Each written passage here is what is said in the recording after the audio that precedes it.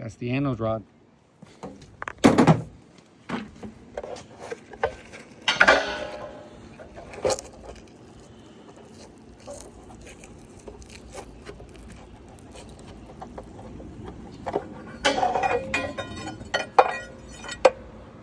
All right, so this is a brand new anode rod because the water heater's new. So this is what it looks like. This one I believe is a zinc or an aluminum anode rod. But anyways, so over time,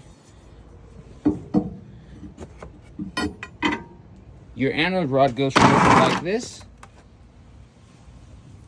It goes from looking like this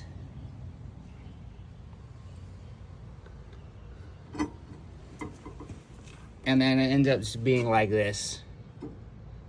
Like it just, so this is constantly being corroded instead of this. This is what's called, we call it the sacrificial rod.